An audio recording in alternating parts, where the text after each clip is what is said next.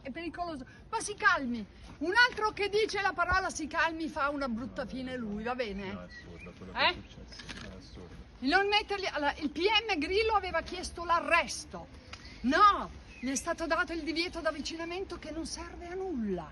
Va bene, neanche il braccialetto elettronico.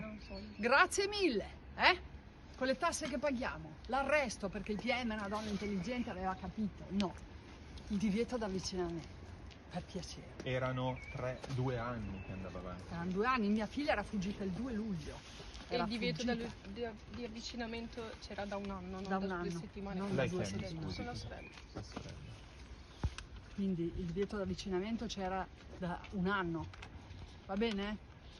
Tagliava spesso le gomme per suo figlio. 8 volte ha tagliato le gomme a mia madre, una volta a mia figlia e ha spaccato il lunotto termico della macchina di mia madre. Il nostro cancello di casa. Il nostro cancello di casa 2 volte alla presenza, una volta della madre e una volta del padre, ok? Per descrivere in che contesto educativo è stato cresciuto questo signore, va bene? Lui era spietato, cioè non...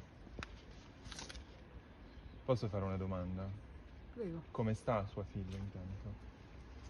Che è la cosa... Non me la fanno vedere, è sedata. Però è stabile. È stabile. Dovrebbe essere fuori pericolo. Questa è già una cosa, una prima cosa. Sì, ma andare a scegliere il cofano non è una cosa bella. Quando dovevamo andare in vacanza la settimana prossima. Va bene? E quando tu avvisi tutti che è pericoloso, ed avvisi tutti che è pericoloso, Io sono senza parole, nel senso che faccio questo lavoro da tanto tempo, però una cosa così spietata, dopo tante denunce, io non so neanche che domande porvi, sinceramente. Io non so veramente che domande porvi, perché è una cosa allucinante. È una cosa allucinante. Secondo me non ci sono domande, c'è solo da dire che non siamo stati protetti abbastanza e io ne approfitto per mettere in guardia tutte le donne e avere il coraggio di denunciare e di e di scappare. fare qualcosa, di scappare, di chiedere aiuto.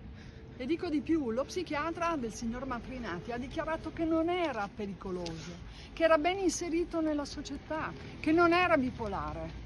Va bene? Una settimana dopo ha chiamato mia figlia dicendo che l'avrebbe uccisa con un martello. È venuta qua la polizia e l'ha fermato e ha trovato il martello. C'erano tutti. Ma qui ieri che cosa è successo? È successo tutto in pochissimi È successo, secondi. noi non Noi eravamo siamo arrivati presenti. dopo. perché Guardate c'è che la arrivata macchina è fermata. passata.